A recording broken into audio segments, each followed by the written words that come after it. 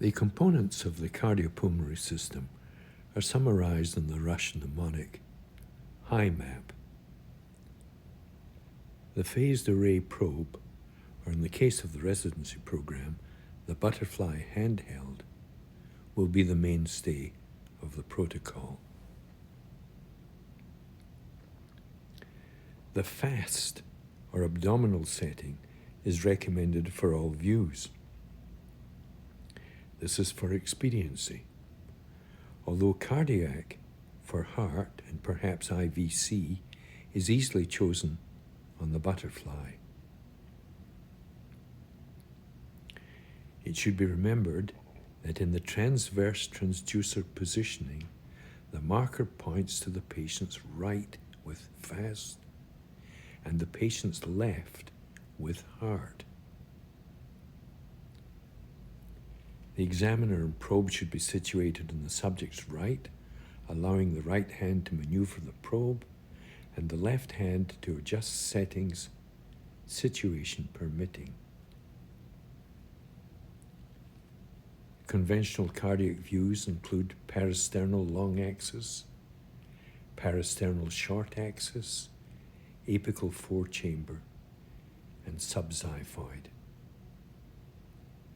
As usual, body habitus may favor certain views and also positioning, such as left lateral decubitus.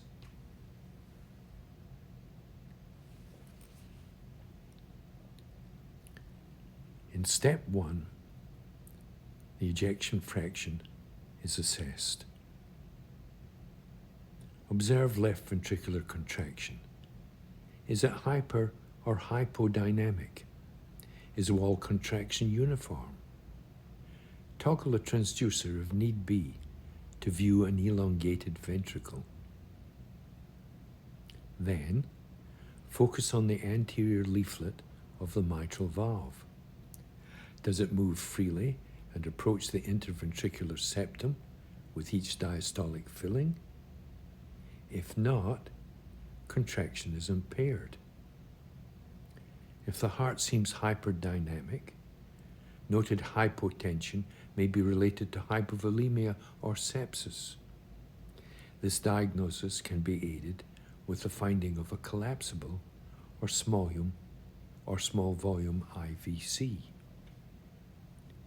In the included videos, the first one demonstrates moderate reduction of the ejection fraction, and the second, severe reduction.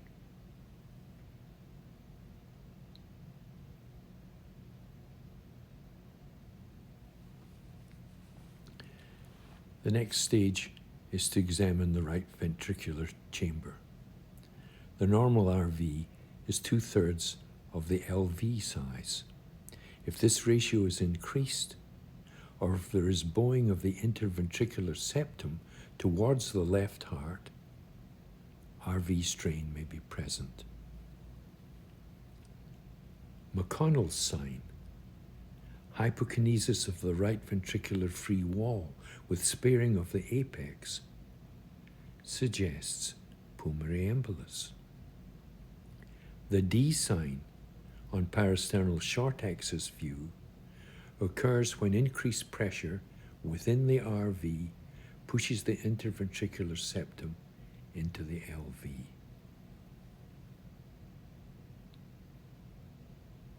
The presence of any of the above is suggestive of RV strain, not specific to pulmonary embolus. If evidence of right heart strain is found, the exam should proceed promptly to the legs, scanning for possible deep venous thrombosis. A linear probe may be required. Note, as usual, that an accurate parasystolic axial view is achieved when both papillary muscles are visualized in cross-section and appear symmetric.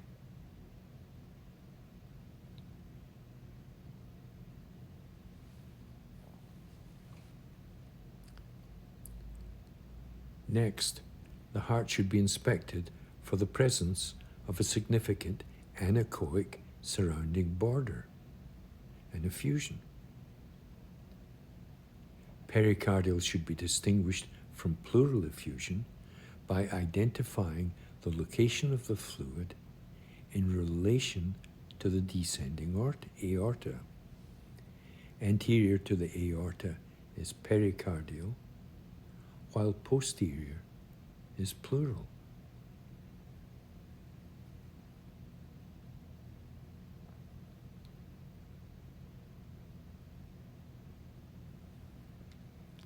To distinguish between pericardial effusion and tamponade, focusing on two signs is emphasized: right atrial systolic collapse and right ventricular diastolic collapse.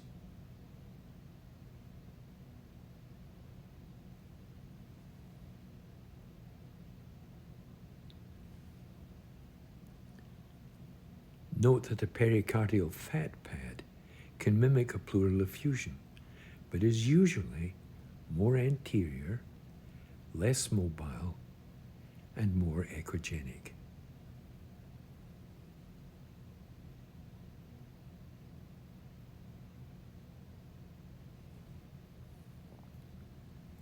Again, remember that measuring cardiac output and IVC behavior helps differentiate the four variants of shock, especially when concentrating on ejection fraction and IVC measurements.